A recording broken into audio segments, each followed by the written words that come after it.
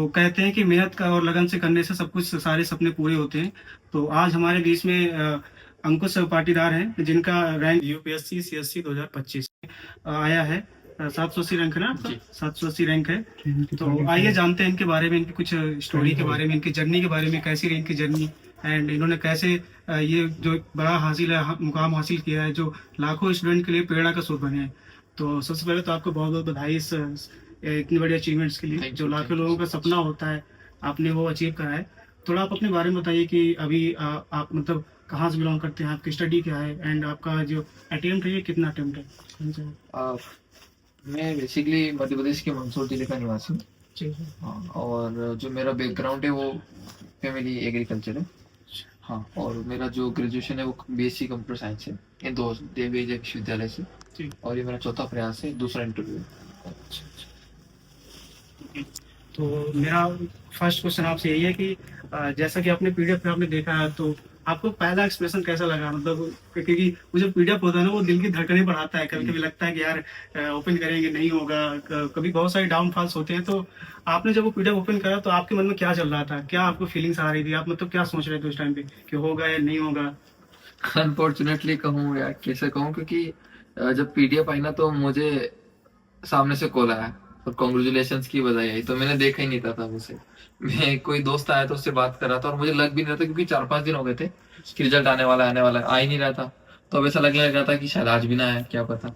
तो फिर मैंने देखा ही नहीं, मोबाइल साइड में रख दिया और इंटरनेट भी बंद कर दिया कि शायद नहीं आए, आज भी ना आए। और तब 2:15 बजे तो भैया का कॉल आया कि शायद इसीलिए आया कि शायद रिजल्ट आया हो, तो उन्होंने सीधे ही कहा कॉन्ग्रेचुलेशन। तो मैंने सुना, फिर मैंने उसके बाद देखा तो काफी अच्छी खुशी हुई। अच्छा।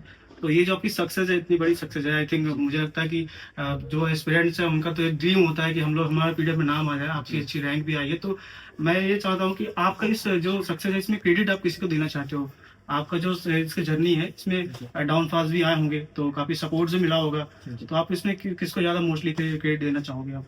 वैसे तो सारे ही किरदार इम्पोर्टेंट है, लेकिन जैसे दिल्ली में हो तो सारे दोस्त वगैरह ये बहुत इम्पोर्टेंट है, लेकिन उसके अलावा मेरी सिस्टर सारी, और हाँ मेरी दादी माँ को क्रेडिट जाता है।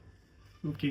तो अब मेरे पास कुछ क्वेश्चंस हैं जो एस्पिरेंट्स के लिए, जो बिगनर्स होते हैं उनके लिए भी ये कुछ क्वेश्चंस हैं, मैं लेके आया हूँ। मैं सर आपसे थोड़ा डिस्कस करता हूँ।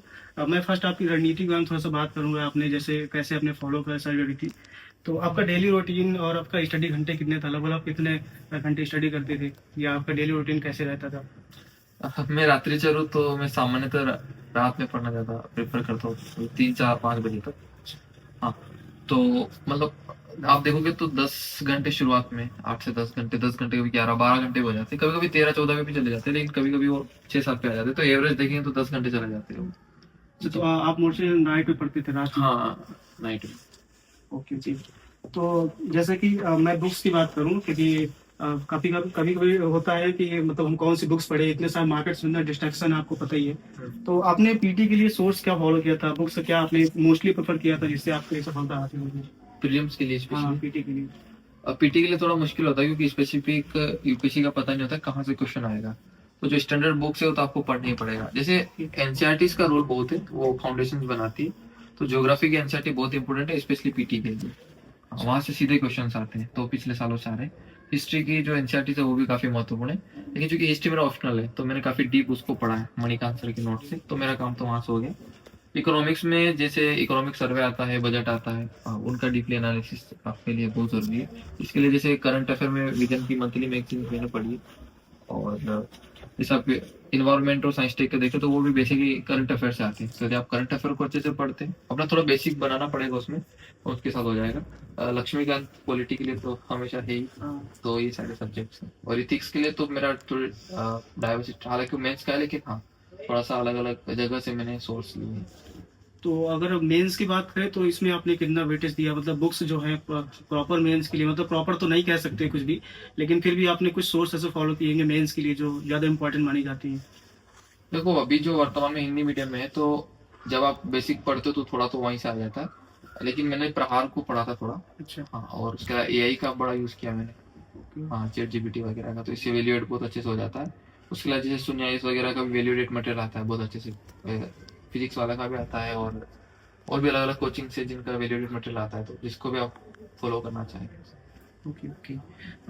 जैसे टेस्ट सीरीज के बारे में बात करें तो आपने टेस्ट सीरीज वगैरह दी होगी पीटी के लिए कि मेंस के लिए, जी।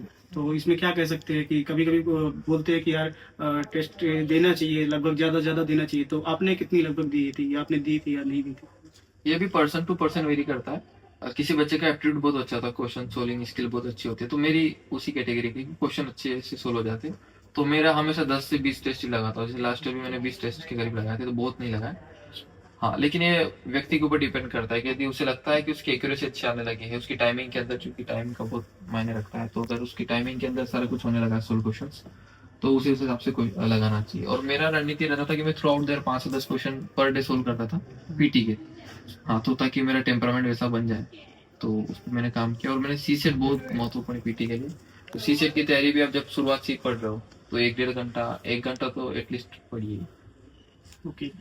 सी सेट में अगर सोर्स की बात करें तो कुछ आप ऐसा प्रेफर कर सकते हैं कि यही थोड़ा इनफ है, थोड़ा कर सकते हैं इसको, तो कॉन्फिडेंस भी आएगा, क्योंकि सी सेट हिंदी मीडियम के लिए आपको पता है कितना चैलेंजेस है, मैथ बैकग्राउंड जिनका नहीं है उनके लिए तो बहुत ज़्यादा है, तो उनके लिए आप क्या एक छोटा सा मैसेज देना चाहेंगे, सी सेट के लिए क्या प्रेफर कर सकते हैं? सी सेट के लिए तो देखो यूट्यूब पे बहुत सारा मटेरियल है, और दूसरा है कि पीवाईक्यू को आप जितना अच्छे से डीपली पढ़ सकते हो, पिछले 2013 से लेकर अभी 25 तक के, अगर आप उनको अच्छे से एनालाइज करते हो और पढ़ते हो, तो मुझे लगता है कि सारे के सारे क्वेश्चन का इनके थीम आपको समझ में आ जाएगी, और उसके व्याप के बाद आप फिर मार्केट से टेस्ट लाके लगा सकते हो, तो इनफ है वो भी। ओके। हालांकि मैंने इसके लिए क्लास की थी सी सेट के लिए, क्योंकि मैं 2 दफा फेल हो चुका हूँ, तो मुझे पता है। अच्छा अच्छा। जी। ओके। तो एक क्वेश्चन और है जो काफी लोग पूछते भी हैं कि जब जब आप प्रिपरेशन कर रहे थे तो उसमें बहुत सारे डाउनफॉल्स, बहुत सारे चैलेंजेस भी आए होंगे, जी। तो आपके पास ऐसे क्या चैलेंजेस थे, एंड उसके आपने कैसे उसको पार किया, कैसे उसके पार करके आप आगे बढ़े यहाँ तक पहुंचे, उससे कुछ? देखो, जब जर्नी लंबी होती है ना, तो प्रॉब्लम्स आती है, थोड़ा सा सोसाइटल प्रेशर होता है, तो उस दरमियान आपके जो अच्छे मित्र होते हैं, फैमिली होती है, वो सारी सपोर्टिव हो, तो बहुत मैटर करती है। दूसरा है कि आपको खुद पे भी ध्यान देने की जरूरत है, मतलब ये कि आप केवल पढ़ाई ना करें, अदर एक्टिविटी जैसे आप हॉबीज वगैरह बोलते हैं उसमें भी इंगेज रहिए। जैसे मैं रनिंग का मुझे शौक है, शायरी का शौक है, ढोलक बजाने का शौक है, तो इस टाइप की एक्टिविटीज, गिटार वगैरह, जो भी आपको अच्छा लगे, फिजिकल एक्टिविटी कीजिए, मेंटल एक्टिविटी, डायरी राइटिंग भी मैं करता हूँ, तो ये सब चीज आप कर सकते हो, इससे आपको काफी फायदा मिलेगा। उसके अलावा ये है कि जैसे अटेम्प्ट में आप फेल करते हैं ना, तो आपका जो मोटिवेशन है वो थोड़ा डाउन जाता है, तो इसके लिए इम्पोर्टेंट है कि आप अपनी खामियों को पहचानिए। और दूसरा है कि एक दिन में सफलता हासिल नहीं होती, और आप दूसरे के एग्जाम्पल भी देख सकते हो, बहुत सारी केस स्टडी हमारे सामने आती है, कोई बिहार से, कोई यूपी से, कोई साउथ से, कोई ना कोई सिलेक्ट होता है, और 5 अटेम्प्ट 6 अटेम्प्ट उनको लगे, तो वो भी हमारे लिए प्रेरणा स्रोत हो सकते हैं, तो आप उनकी स्टोरीज पढ़िए। ओके।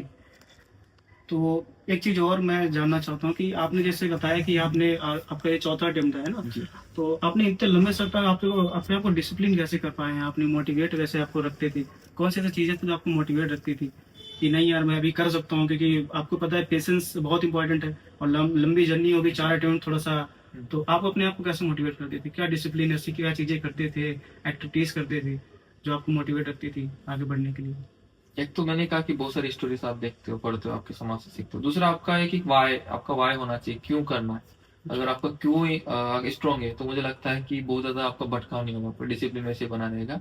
और दूसरा है कि मुझे शुरुआत से, जैसे मैंने सी सेट फेल हुआ तो मैं जीएस में पास हुआ, तो मुझे लगा कि यार सी सेट ही तो पास करना है, तो मैंने, मेरा 3rd अटेम्प्ट तक टारगेट था कि इस बार तो मेंस लिखना है 3rd अटेम्प्ट में जाके, तो मेरा इंटरव्यू तक का टारगेट भी नहीं था।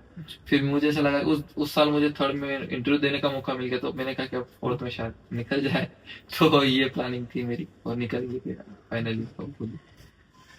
तो एट द एंड मैं बस एक चीज आपसे पूछूंगा कि जैसे कि अभी पीटी आ रहा है, 24 मई को पीटी है, तो हिंदी मीडियम के छात्रों के लिए बेसिकली आप एक क्या मैसेज देना चाहेंगे, क्योंकि आप देख रहे हैं कि रिजल्ट हिंदी मीडियम का बहुत ज्यादा डाउन जा रहा है, तो उसमें आपको क्या मैसेज देना चाहिए कि क्या आप हेल्पफुल ऐसी बातें बोल सकते हैं या कुछ प्रेफर कर सकते हैं उनके लिए जो इसमें मार्ग उनका सफल हो सके या सरल हो सके मार्ग? देखो, पीटी बहुत बड़ा चैलेंजिंग है, क्योंकि बहुत ही कम 300 400 500 बच्चे मेंस लिखते हैं शायद, और 14,500 बच्चों में से 14,000 बच्चे तो इंग्लिश मीडियम के होते हैं, तो इस रेशो को बढ़ाने की आवश्यकता है। इसके लिए ना सीसेट को पढ़ने की बहुत जरूरी है, बहुत जरूरत है। हम सीसेट को अभी भी हल्के में ले लेते हैं बहुत से बार, तो अभी भी टाइम है, आप अच्छे से अभी सीसेट को तैयार कर सकते हो। दूसरा ये है कि जब एग्जामिनेशन हॉल में बहुत सारा प्रेशर आता है वहां पर, तो उस प्रेशर को भी हैंडल करने के लिए अभी से क्या होता है, किसी चीज को आप बार बार सोचते हो कि यार मेरे से 10 क्वेश्चन नहीं बने, मेरे से 20 क्वेश्चन नहीं बने शुरुआत के, तो आप प्रेशर मान लगते हो। अभी आपका माइंड सेट ऐसा डेवलप आप कर लोगे कि मुझसे 10 क्वेश्चन नहीं हो, फिर भी मैं आगे के क्वेश्चन कर सकता हूँ, ऐसा आपका होप रखते हो वहाँ पर एक जंक्शन हॉल के अंदर, तो प्रेशर स्ट्रेस जो है आप, मुझे लगता है कि आप मैनेज कर सकते हो। तो इस प्रकार कुछ रणनीति अलग अलग प्रकार से बनाते हैं। दूसरा प्लानिंग जो आप बना के जा रहे हो, बहुत से जैसे मेरा एक मित्र है, तो उसने प्लानिंग बनाई थी कि पहले कॉम्प्रिहेंसिव करेगा फिर मैथमेटिक्स करेगा, लेकिन वहां गया किसी से बात की कि नहीं पहले मैथमेटिक्स करते, तो वो मैथमेटिक्स में उलझ गया, कॉम्प्रिहेंसिव कर नहीं पाया, वो फेल हो गया सीधे। उसकी रणनीति, तो जो आपने रणनीति बनी वो इम्प्लीमेंट कीजिए। किसी, क्योंकि बहुत सारे टॉपर्स आएंगे, आप सुनिए सबको, लेकिन जो आपने रणनीति बनी है फाइनली आज आप वही इम्प्लीमेंट कीजिए। ओके ओके, तो थैंक यू, बस आपसे यही गाइडेंस चाहिए था। Thank you. और आपको बहुत बहुत बधाई, आप इस जर्नी तक आए हैं, और मेरी आपकी शुभकामनाएं है कि आप और आगे तक जाइए, देश की सेवा करिए। ठीक है, thank you so much, thank you.